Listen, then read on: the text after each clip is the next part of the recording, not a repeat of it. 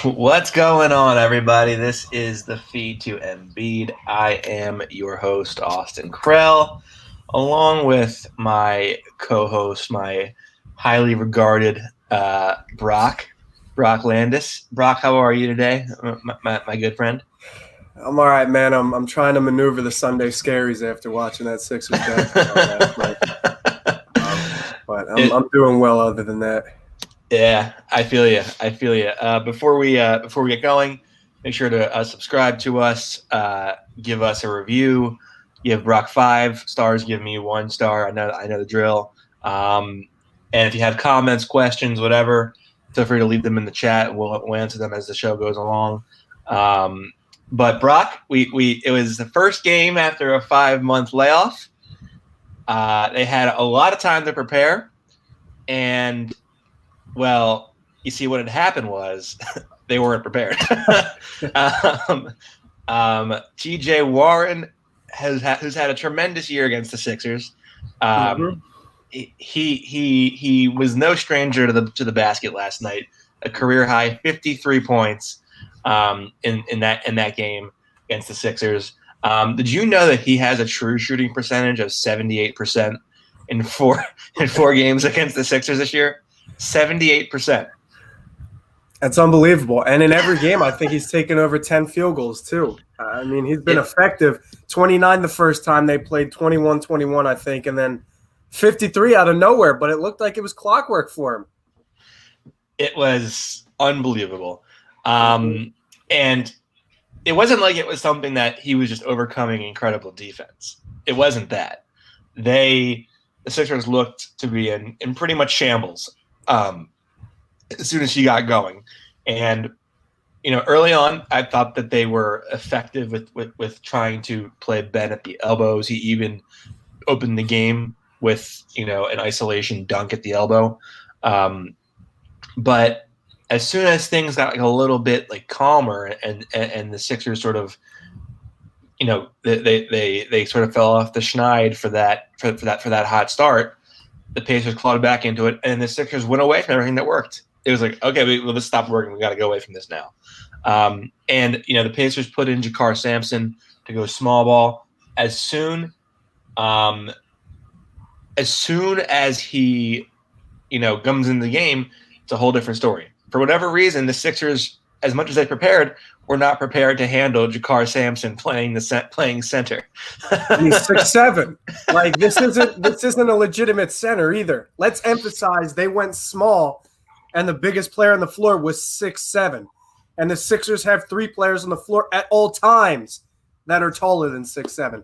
So for a team that's predicated upon playing bully ball, I think they did a really good job in the early half of this game, and Joel Embiid throughout the entire game did a good job establishing a post presence and a paint presence. But for the rest of Philadelphia, I think they were a little coy.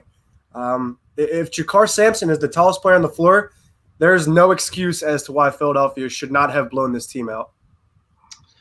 Yeah, and I think what gets lost in it, at least from what I've observed, is that people don't even mention the fact that the Pacers were down 2 starters, one of which was an all-star this season. So the Pacers really had no business winning this game. And yet here we are discussing a loss, to kick things off in the Orlando bubble. It's not a good taste in the mouth of the Sixers. I don't care what Brad Brown says after the game. He can credit TJ Warren as much as he wants. It was not a good taste, in their first game in the bubble. Now, people, are talking about the turnovers. The thing with the turnovers that we can't neglect are 2 things. One is that Shake Milton was playing his first game of extended minutes in the starting lineup with a bunch of guys who he had never played big minutes with ever before. That was the first time that he had been with that group of players in a meaningful regular season game. The Grizzlies are not the Pacers are not the Grizzlies, so it wasn't going to be a walk in the park. They're a physical, big team. They're aggressive. They're vying for a playoff spot. It's not going to be a walk in the park like it was against the Grizzlies for Shake Milton. And so there were chemistry issues there. He was obviously a little shell-shocked by it. another thing is you have Ben Simmons. They're trying to change this offense, right, and mold Ben into a power forward on the go in the middle of all this chaos that's ensuing with this COVID and the bubble and whatnot. Now, with that, and they're playing him at the elbow now instead of having him up top as a primary ball handler. You're trying to figure out and navigate spacing and how that works. And they're doing a lot of horn sets.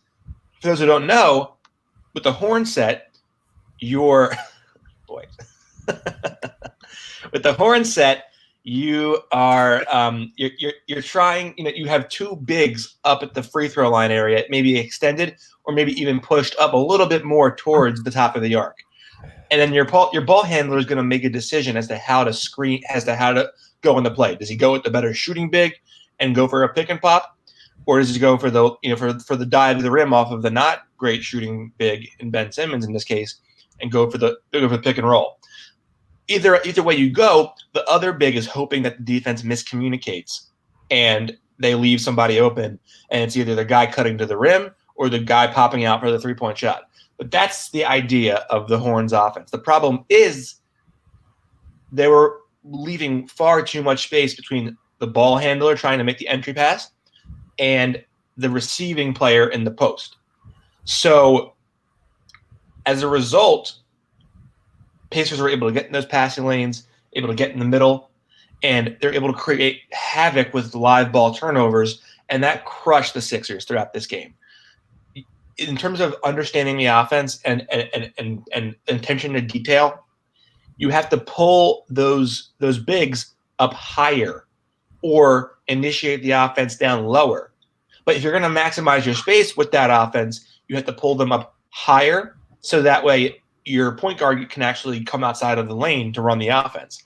Last night the spacing was poor, and they just looked disheveled pretty much on all fronts. And they very quickly reverted back to their old offense with Ben Simmons, just driving the car, trying to, I guess bully in some sense, but they were clearly very flustered very quickly.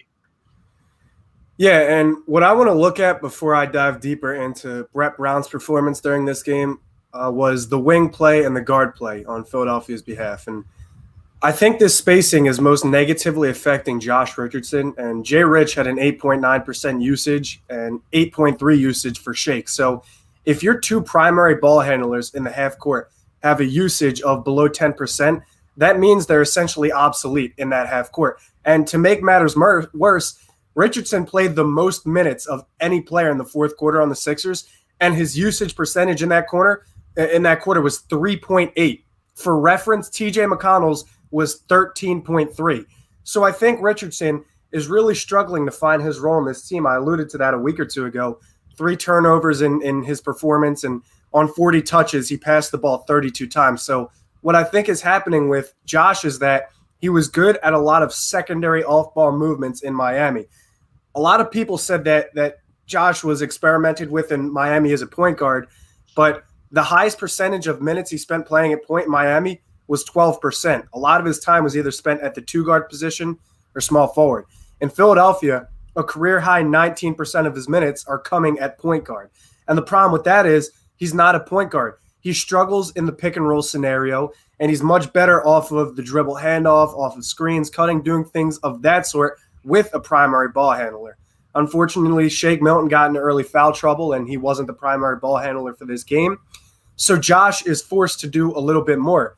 And the spacing is hurting him because if you have Joel Embiid on the low block and Richardson's game is really revolved around taking his man deep into the paint, the heart of the defense, he's running right into a logjam, and that happened pretty frequently. So I think Josh is struggling to find his role, and until he carves that out, you're going to see a lot of nights like this. Shake Milton, I said he got into early foul trouble, but it was really the rotations that threw me off in this game, Austin. There was a lot of wacky combinations of players, and I just think it was really counterproductive. So before we dive into Brett Brown, I just wanted to take a look at the wing play on Philadelphia's behalf. Sure, and I want to address this Wild West comment first. Honestly, I honestly think Embiid is hurting this team. I don't know how you can say Joel Embiid's hurting this team when he has 41 points in 34 minutes on 15 of 23 shooting with 21 rebounds, 4 assists, 3 blocks, and a plus 21. I don't see how you can say Embiid's the problem here. He's not the problem. He's clearly the only reason they were in this game, or really when they beat good teams, he's the primary reason why they beat those good teams. The coach does not have his players prepared. I don't feel like. Obviously, they weren't prepared when there was no adjustment. There was no remedy for TJ Warren coming off of off-ball screens, getting to the middle of the lane, and then basically having a wide open a menu of options to choose from. Now people want to say COVID or the chemistry. Everyone has bad chemistry. Sure, and the crowd and the energy from the crowd doesn't help. But the fact of the matter is that nobody has the energy from the crowd. Nobody does. So that's not an excuse anymore. It's a level playing field. You have to come out and perform. And last night they were not ready to play. But I want to revisit the rotations that you were talking about.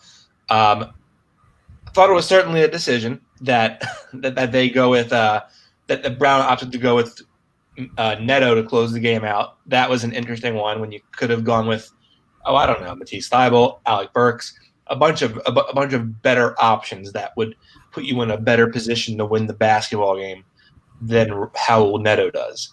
And I get it. Neto might provide you a little more structure, a little more scheme, and that's sort of that comes back to the foundation of what they do on offense.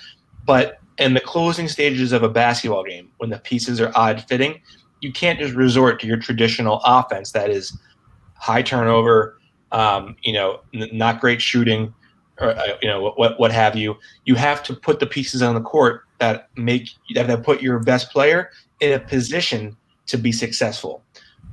Howell Neto doesn't do that. He has a nice assist to turnover ratio, sure. Burks has tunnel vision, sure.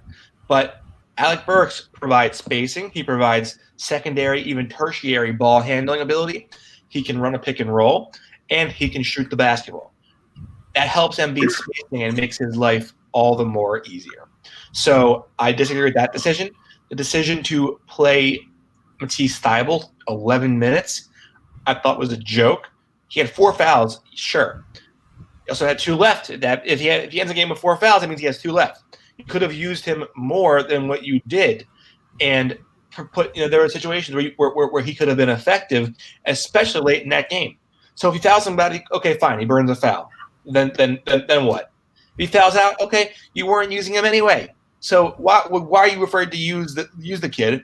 I mean, he has to get playing time in order to get better. Now, the decision to go with Neto over Burks in the first half, when Milton picked up his hit, or in the second half, early in the stages of the third quarter, when Milton picked up his 4th foul, I thought that made more sense because structure to the offense, Embiid becomes the focal point more so, and it isn't just like a bunch of guys trying to figure out how to score. It's Neto's going to help Embiid get the ball. He's going to get the ball to the best player. And that kind of made sense to me. But again, rotations are too rigid. They're too rigid with this team. You were probably a little more calm than I'm going to be. I had many more problems with the rotations, and I say that because Howell Neto barely played in the 3 scrimmages that Philadelphia played over the previous weekend, right? Now, why is he playing 20 minutes in the opening game against Indiana? I mean, there was times when him and Ben Simmons, I believe it was in the 3rd quarter or the 4th, I'm not sure, Ben Simmons throws a lead pass to Howell Neto, and Howell Neto either slows up and doesn't catch the ball, or Ben Simmons threw the ball a little too far ahead of Howell Neto. But that's indicative of a lack of chemistry on the floor. If there's a different player, a complementary piece like Glenn Robinson or Josh Richardson moving off ball in that scenario, that simple play gets executed, in my opinion. Now, I usually think that Brett Brown is a moron. But giving Brett the benefit of the doubt because he's a professional NBA coach, I'll say he's a smarter basketball mind than me. I'm okay admitting that. But when I watch Toronto or when I watch Milwaukee or even a team like Orlando, teams in the half court simplify the game. I just want to know. I need an explanation from Brett Brown why it seems like he does everything to prevent these things from happening. I don't know if it's a personnel problem and Philadelphia doesn't have players that can execute this simple brand of basketball, or it's Brett Brown doing these things to the team. But I just like an explanation as to why these simplified games within the game can't be executed in Philadelphia's offense. So go ahead. No, you go ahead. All right. These were some of my notes, my observations from the game. What I did like was to close the half, I saw a five of Matisse Thybulle, Richardson, Tobias Harris, Ben Simmons, and Joel Embiid. Austin, you and I for weeks have talked about what the closing lineup for Philadelphia would look like, and I thought that was a good sneak peek of potentially what Philadelphia can close the game with in the fourth quarter. I think defensively that's a good enough lineup, and offense you get production from three players. Those three players, Tobias, Ben Simmons, and Joel Embiid, they took 24 of the Sixers' 27 shots in the fourth quarter. That I also really like. I think your production needs to come from those three players in the final and most significant quarter. But here's where Brett Brown gets in trouble, right? Raul Neto was essentially the seventh man this game, 20 minutes, and he only produced 2 points and 3 assists. I don't care if he's getting Joel Embiid the ball in the paint. You need to initiate more offense as the point guard coming off the bench as the seventh man. And Raul Neto just doesn't initiate offense. He's a filler, in my opinion. He's a fifth man on the floor that's just taking up space. He doesn't do anything to kickstart offense, in my opinion. So his assist-to-turnover ratio means nothing if you can't get other guys involved at the point guard position. Now, of course, the game plan may have been bully ball early. 3 Pacers had 2 fouls in the first quarter. But why did Philadelphia stop attacking the paint outside of that first quarter? Joel Embiid had 28 points in the paint. Tobias Harris, Ben Simmons, they had a lot of points in the paint as well. But Philadelphia's attack went away from feasting in the paint, especially against a team that went small like Indiana. You have to live there. Now, there was foul trouble from Shake and everything, but listen. In the third quarter, Austin, Philadelphia is playing with a lead. Furkan Korkmaz plays almost 8 minutes. Raul Neto plays over 8 minutes. In that third quarter, with the lead, Matisse Thybulle played 2 minutes and 33 seconds, and Alec Burks didn't even see the floor, right? In those 14 minutes that Korkmaz played all together, he didn't make a shot from the field. So why is he playing 8 minutes in the third quarter? And to make matters worse, outside of the starters, the bench combined for 5 unassisted field goals made. Alec Burks had 2 of those, right? So why is Alec Burks not even seeing the floor in the third quarter when he's one of only 3 players off the bench that were producing field goals off of that weren't assisted? These are things I just don't understand. And don't even let me get started on the defense with screens. Don't even we're going to talk about that, but you've got to be kidding me. The Sixers got exposed by screens the entire game, and there was really no answer for that. And that's something that's been consistent in Brett Brown's 7-year tenure in Philadelphia. Yeah, so I agree. Now, let me add a couple things. One thing I want to ask you. The other thing is like an assertion on my end. Mm-hmm. Did you think that the offensive structure and game plan made more sense 2 years ago than it does now, like on a game-to-game basis? I do, but I think that's dictated by personnel. I say that because you. Okay, go ahead. I agree. That's part of my point. So you put pieces that don't fit, it's going to be hard to maintain the same offensive structure over and over and over again. 2 years ago, when they had Dario, Covington, JJ, Bellinelli, Ilyasova, guys were cutting remarkably well off ball. The chemistry was there night in, night out. The offense worked on a consistent basis. And we all thought that Brett was like this better coach, whatever. We have to be fair and say that this isn't necessarily that Brett Brown just, randomly, is incompetent and goes away from the offense. It's because the pieces he has at his disposal require him to make those things work, require him to make adjustments and go away from things that are working in order to fit the pieces on the floor. And you can't just not play your bench. You can't just not play the bench. You have to have a second unit to alleviate the pressure and the stress on your starters. So when you have to sub the bench guys in, you have to, something has to give. You have to change up things in order to make the pieces fit better. So that's, well, sure, that could be partially on Brett Brown because he ultimately, I believe, does sign off on decisions, but ultimately it's the management to put the pieces on the court together that actually fit. So that's why I asked that question of you. Now, you said with like the why they were going away from the paint. And Indiana went small. It allowed them to throw doubles and recover really quickly in the paint. So as a result, the Sixers had to go away from that because they were getting doubled immediately upon the catch, and it was resulting in a lot of chaos. So they got that got the Sixers out of the paint. Ironically, even though they went smaller, that game plan actually worked for Indiana's favor. It was good. It was well done on their part. Then the Sixers saw them in a zone and said, "Well, we can't go inside. We got to go outside." And then they started letting Furkan bomb threes, and everyone bombed threes. And then Alec Burks makes a couple, and then that breaks the seal, and it's over. So the Pacers adjusted well, and they actually put the Sixers in a tough spot.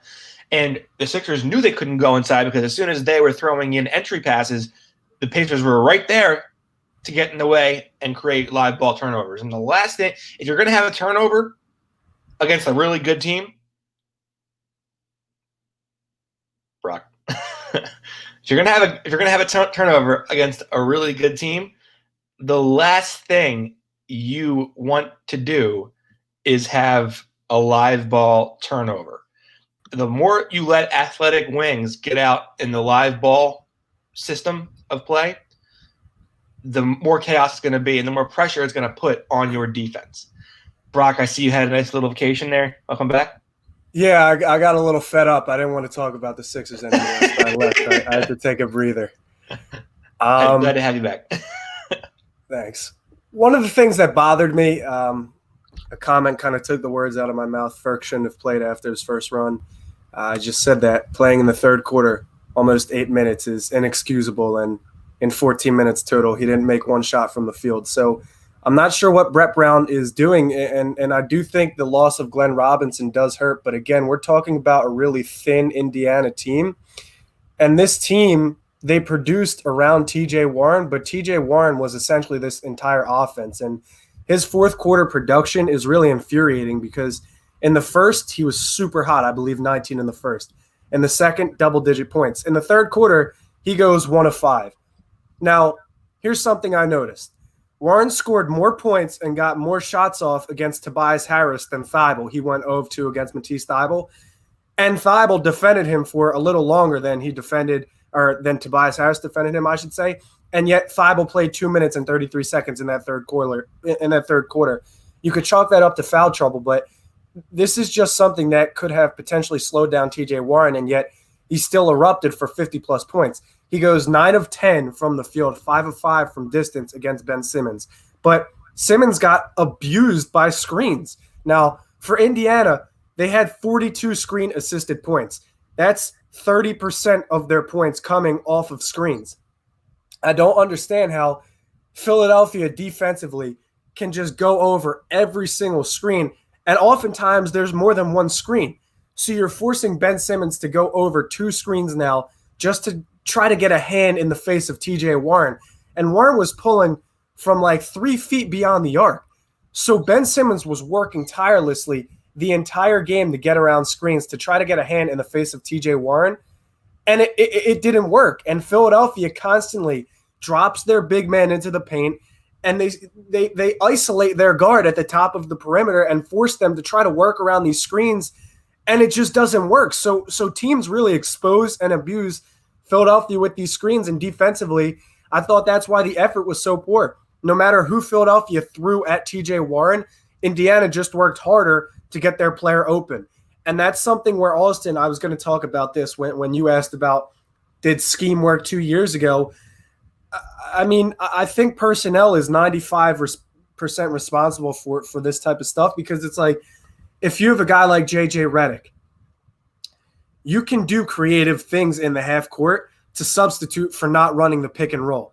You can do what Miami does with Duncan Robinson. You can do what Milwaukee does with Chris Middleton. There are other players on these teams that teams work to get open. DHOs, they set off ball screens. There's backdoor cutting. I just don't know why every time I have to tune into the 76ers playing, there's 1 point of attack and then 4 guys standing still in the half court. It's so counterproductive. And if you're not going to do a pick and roll, if you're not going to do a DHO, then what are you going to do? In the fourth quarter, Howell Neto is your floor spacer. He's your catch and shooter. The dude didn't see the floor in any of the scrimmages. He has 2 points. No one respects Howell Neto as a shooter. No one respects Al Horford as a shooter. Josh Richardson is not respected as a catch and shooter. So, yeah, I think personnel is really the problem here. But Brett Brown needs to do more to maximize the talent on the team. Go ahead, Austin. You've been biting your tongue. You know who would be a good shooter and would be a really good piece for this team? Or not Josh Richardson. Zach LaVine would be a fantastic fit on the Sixers. Even Ryan Brokoff would be a better catch and shooter than anyone. Some people on Twitter don't see the value of him, but then again, that's why some people shouldn't be listened to. That's all I got to say on that matter. Anyway, you are right. It's very counterproductive when you have it's like a 1 or 2 man game, and everyone else is standing around there. It makes no sense because this team can't shoot, and they're fairly athletic group of guys. Like they really like Simmons, Harris, Burks, Richardson, Thibault, all guys that are athletic. You'd think they would be chomping at the bit to just be cut and then go right off ball into it and just receive a pass down the middle of the lane and dunk it. They don't seem to care about the opportunity. It's like someone didn't tell them, hey, you can actually cut off ball here and go backdoor. These guys, these defenders are like quarterbacks. Cornerbacks. You have to be elusive in order to get looks off ball. You have to actually move, which maybe calls into question if they are in as good shape as they say they are. I will say this. I thought Embiid was in phenomenal shape last night. Of course. 28 points in the paint, 12 free throw attempts. If you watch some of the best players league-wide, James Harden, Anthony Davis, one of the most important factors of their game is getting to the line. And Joel Embiid shooting 12 free throws attempt is right on par, 21 rebounds and 3 blocks.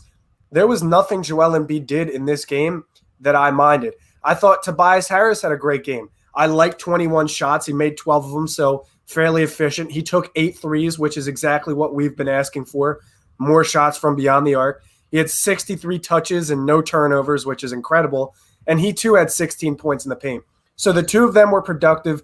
Ben Simmons was also productive. The trio did a good job in the fourth quarter taking over. But, Austin, I've been making this video on Mikal Bridges, and I'm not going to use this time to dwell on the fact that Philadelphia traded away Mikal Bridges. But when I watch him, it's so refreshing. Mikal Bridges, yeah. You might want to edit that in the video before you publish it. Well, I haven't done the audio yet, so that. What did I say? What did I call him? Mikal. What? Mikal. So what is it? What? And then the food kale. Mikal. Yeah. What did I say? Mikal. Okay. You're saying like meh, and then like the animal a cow. It's meh. Mikal. Yes. Okay. That helps. But nonetheless. Delco right there. So for Mikal, there we go. His commitment to off-ball movement is so refreshing because he's the perfect piece in transition in the half court. If things collapse, he just cuts. He does it via baseline. He'll go backdoor. There's things he does off-ball that you never see from anyone wearing a Sixers uniform. And that could also be Monty Williams, and Phoenix does draw up plays for Mikal to go backdoor or get a cut. They draw up plays and use decoys and stunts and off-ball screens to get him open. And he's not a player that prides himself on three-point shooting or catch and shooting. He's an off-ball. That's where he gets his production off-ball. So Philadelphia can do things with their players, Josh, Glenn Robinson, Tobias, to get them open looks, to get them cutting to the basket. And yet it just doesn't happen. And it makes me wonder, is this a personnel problem or is it just the players being underutilized? Yeah, I mean, I think it's certainly, a token of the players being underutilized, and being misused. And it's a shame that the Sixers couldn't extract any value out of Zaire Smith. It looks like that ship has sailed. Not yet, at least. Not yet, at least. Oh, you still holding out hope? I am, because I don't know. I don't know how to feel. I haven't seen the kid play basketball. But every time he's on the court, he does look like he's playing nervous. He looks young. He looks small. I don't know. I will say this in regards to Zaire Smith. He does look spry, and he does look like he could potentially literally jump out of the building if he wanted to. Which there are not many players in the Sixers who could do that. But what you said about the screens and the Pacers screens and their decoy usage, and how they got Warren open, you hit the nail on the head. The Sixers and their analytical people, they believe that the mid-range is the least efficient shot in basketball. And they would rather you kill them at the paint. They would rather give you nothing in the paint and give you nothing beyond the arc, but they'll give you anything you want in the mid-range. So teams for years now have schemed on using the middle pick and roll or the side pick and roll to get a guard who can dribble and shoot in the same sequence, get him in that pick and roll, get him comfortable, fluid, in a rhythm, and get him going. And that's how for years, not just this year, last year, for the last 7 years, playmaking guards, ball-handling guards have feasted on the Sixers, because the Sixers will give you that mid-range all day long. They just don't want you to have anything in the paint, which, to the Sixers' credit, up until this year, for the most part, they had been pretty good with their paint defense. The perimeter defense, at times, but their paint defense has been pretty good. Now, last night was a prime example. TJ Warren, staggered screens from the Pacers. He's coming from the corner, starting lower, coming around those staggered screens, catching it on the go. 2 dribbles, pull up, boom, gone, in. So that's how they got TJ Warren going early on. By the way, TJ Warren has feasted on them this season. And Brown had 5 months, whatever it was, to look at, to reflect on his team's shortcomings and make adjustments. And the same game plan was there. We're going to give them the paint, or we're going to give them the mid-range, but nothing in the paint, nothing beyond the arc. By the way, TJ Warren hit 8 threes last night. So that's one part of your game plan shot. Now, did they give him much in the paint? No, he had a couple tough finishes that he was able to pull off, but largely nothing significant in the paint. As soon as you drop that big, he was waiting to just pull up, and it was target practice all game long. And that's what got him confident. That's what got him in that offensive rhythm. That's a significant piece of what empowered him to drop 53 points on the Sixers last night. By the way, TJ Warren, a lot of people are like, I can't believe you let TJ Warren go off, and I can't believe this is TJ Warren. Like, who the fuck is TJ Warren? 19 points per game this year. Yeah, 38% from 3. 60% true shooting. TJ Warren's had a phenomenal year. Career year. He's been one of the more underrated players in the NBA. He is the reason the Pacers have been able to stay afloat with a lot of injury turnover this season. So let's not bag on TJ Warren. Hats off to him. He played a great game. But the level of engagement that we saw from Ben Simmons on ball and off ball was putrid last night. TJ Warren, I believe, shot 9 of 10 from the field against Ben Simmons. Yep. For 24 points. Mm-hmm. You have to come in that game and not take the opponent for granted. You have to seal him off, deny him those cutting lanes, deny him those off-ball movements over the screen. You have to front him and make the screener commit an offensive foul to get you off his hip. You have to exhaust him. And last night, whether it was game plan or whether it was Ben Simmons' level of engagement, you did not see that. T.J. Warren was able to get open. He was able to get comfortable and in a rhythm, and he was perpetually green lighted. He could throw a penny in the ocean. It was that easy for him last night. And whether if it's Brett Brown, sure, then go under the screen, meet him on the other side. If he pulls back and pops a three, so be it. I'll live with him hitting. I'll live with him hitting a 25-foot shot more than I will with him stepping into an open 15-footer off the dribble and rhythm and connecting on that. And I think most people would agree with that.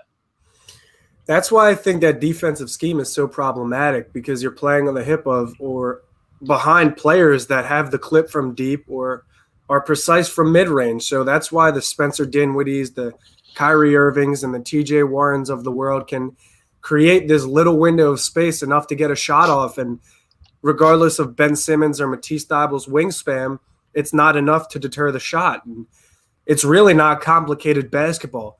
You said it perfectly, Austin. These players are starting low. They're coming around screens from the low block. It's side screens on the wing. And the Sixers guards are left on an island, and they have to fight to go over the screen. And at that point, it's too late.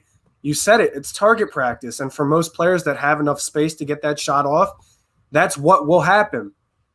Now, one thing I didn't like was only 4 fast break points from Ben Simmons.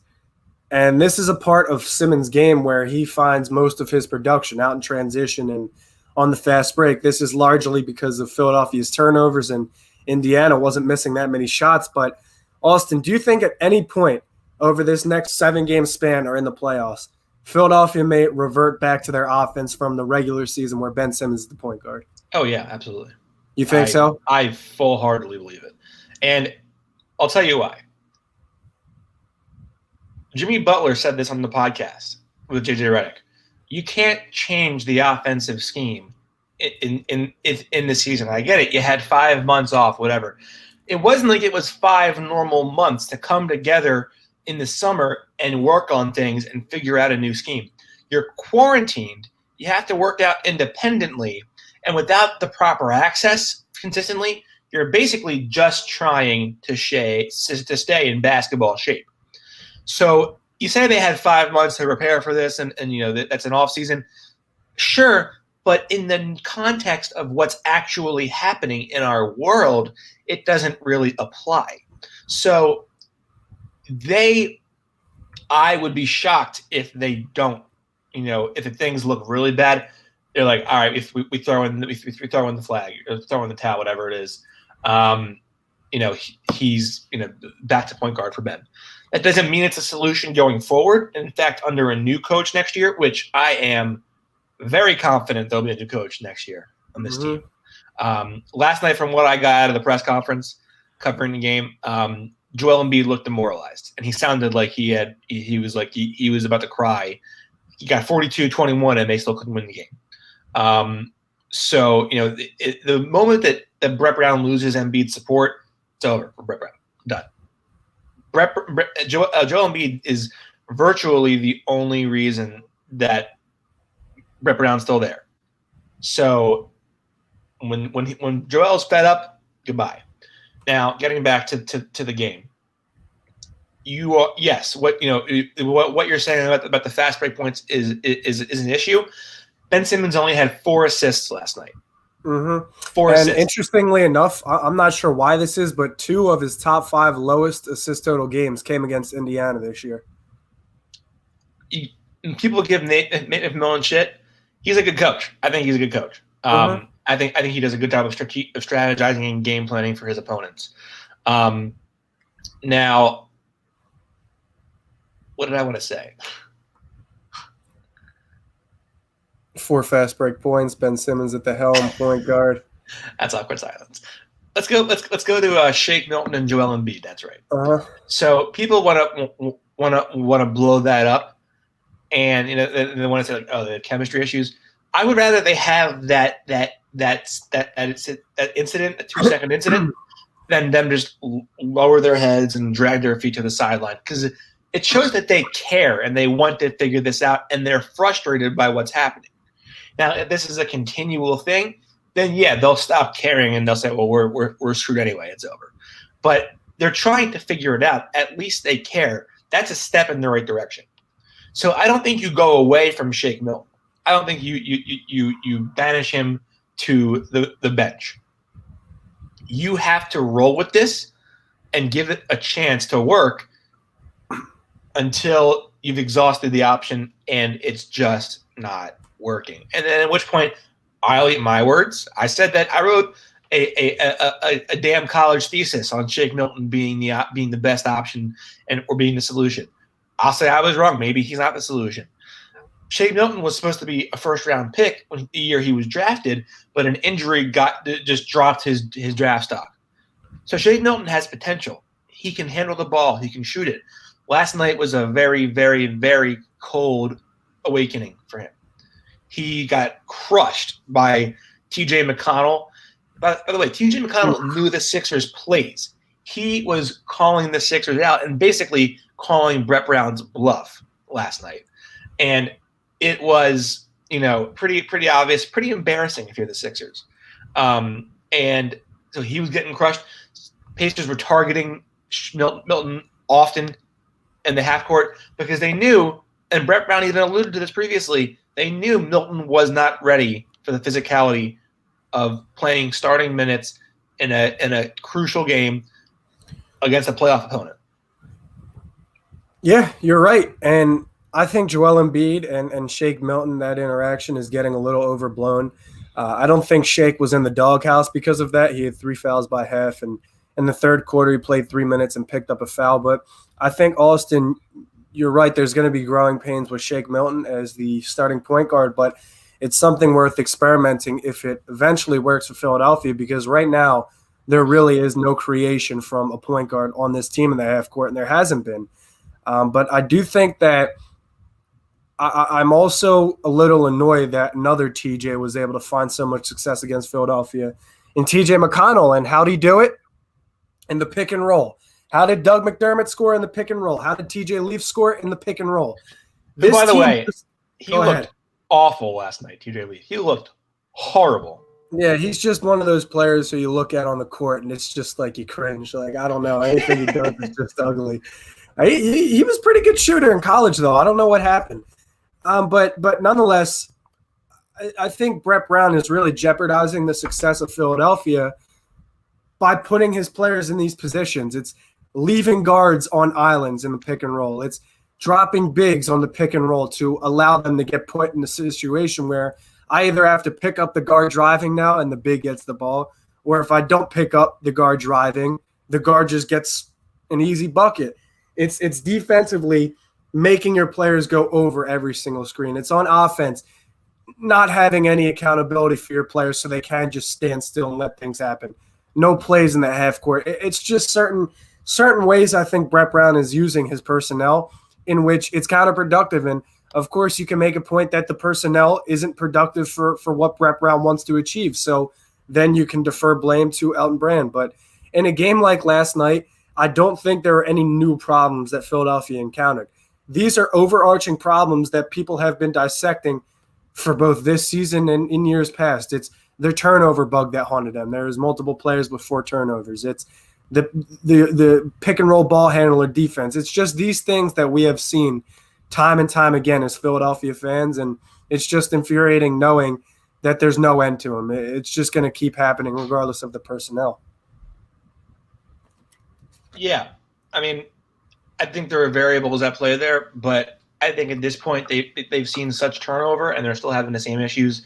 Clearly, it's comes from people not on the court, the coach, management, whatever. But I want to run back to something that you said earlier about the defense out of those staggered screens pitchers are running. Mm-hmm.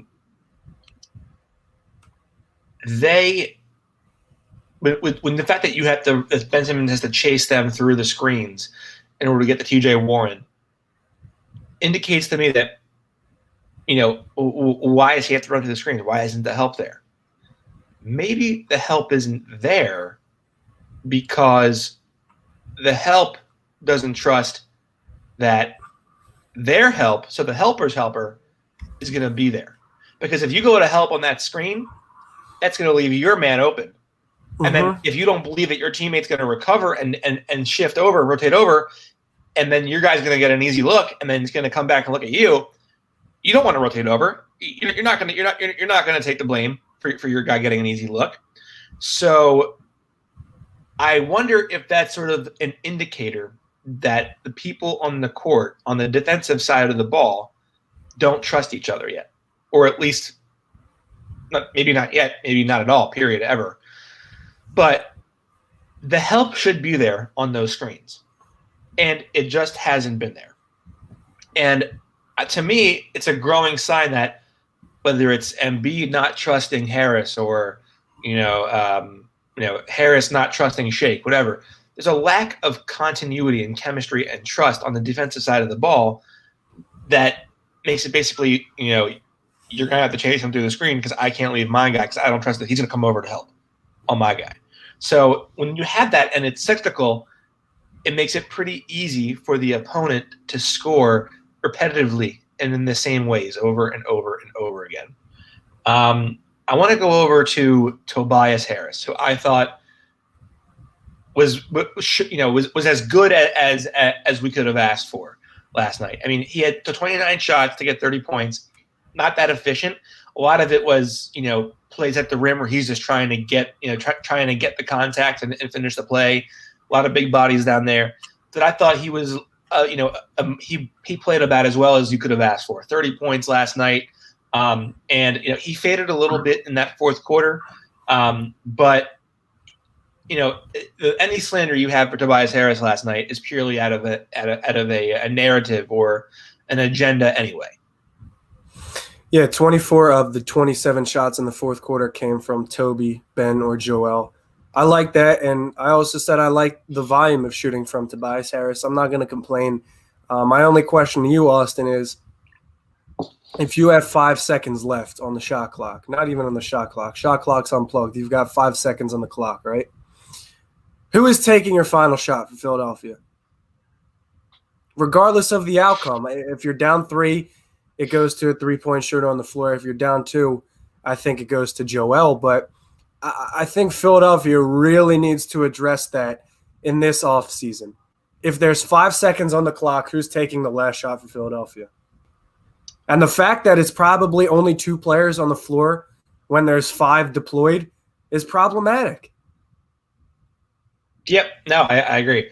The spacing is poor. I was watching the Mavericks game the other night, against Houston, and I'm thinking like, who are they going to deploy in this last possession for a chance to win the game? They have like 3 or 4 seconds left, and then everyone expected to go to Doncic or Porzingis, and I'm thinking like, you have 2 or 3 other guys on the court who could shoot the basketball, who are threats. Yep. I would go with Tim Hardaway Jr. or I'd go with Dorian Finney-Smith. And it doesn't even have to be that they're just isolated up there. You can run a play to get them a look. Like, Doncic goes base side, the help comes over, and then you fling it. You fling it across the corner, and you have an open guy in the corner. The Sixers don't have anybody they can rely on consistently for that, and that's where it goes above Brett Brown. That's where it goes to the management of the franchise. Elton Brand said, "I have a point forward who won't shoot. I have a center who is dominant. He needs spacing though because he commits turnovers. Why don't I let JJ Redick walk and bring in Al Horford?" That makes sense. That is absurd management of a franchise. You need to get these guys spacing. And if some franchise in the NBA lets them out of this jail that they might be headed towards with these contracts, you have a new lease on life with what this team can be. You get off that money, you can make a trade, you can go get new role players, but you can't mess it up again. You can't mess it up again. If you can get off the Horford deal, you have to get spacers in there. You need to hire an independent consultant. Maybe even bring back Jerry Colangelo for all I know. But if you get a second chance at this, you need to get it right and put the right pieces in place. Empower your big man.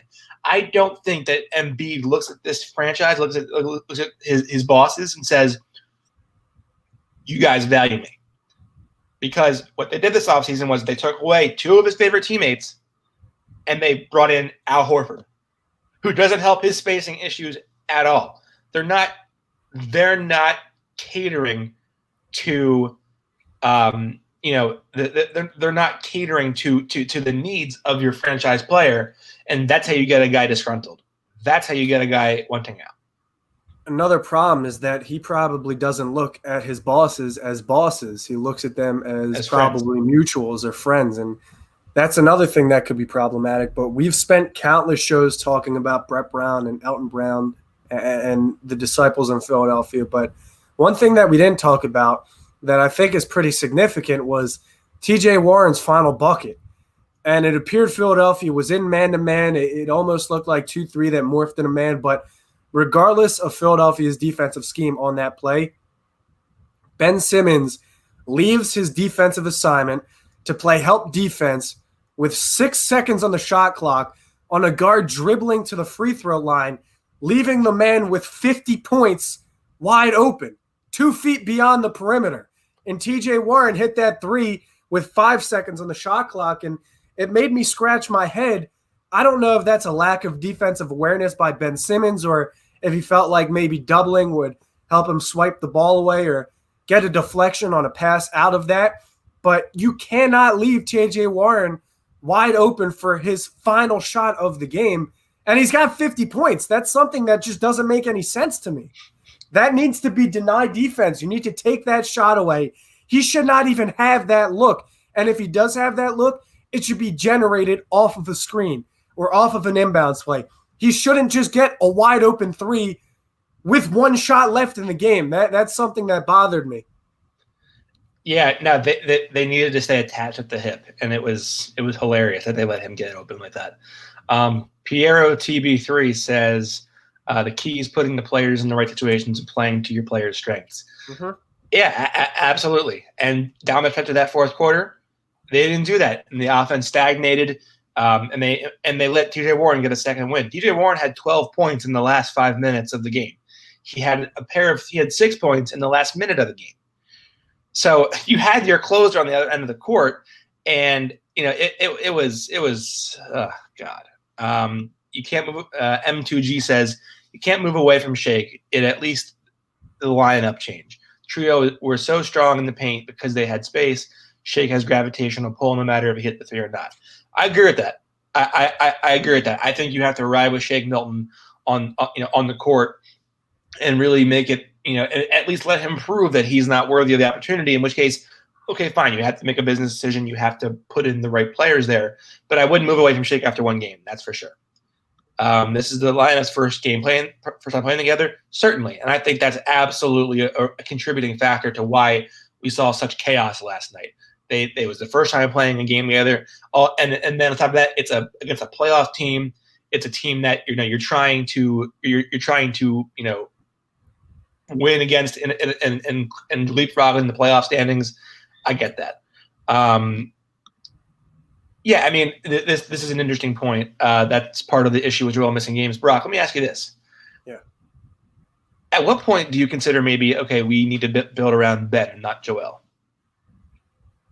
And that isn't saying like trade Joel, but when do you make it the point of we need to plan for building a team around Ben Simmons? Me personally, I need to see another coach in Philadelphia try to work their lineups out and work with their personnel. And if that doesn't work ultimately because the unit can't become cohesive with the dominant big and Ben Simmons, then I think you'd look towards maybe building the roster a little differently. But that's something I wouldn't do prematurely. I'd have to see at least one coach from Philadelphia prior to doing that. One different coach, I should say, a different voice in the locker room. Yeah, I think you can have two guys in the NBA who are objectively top 15 players in Ben Simmons and Joel Embiid.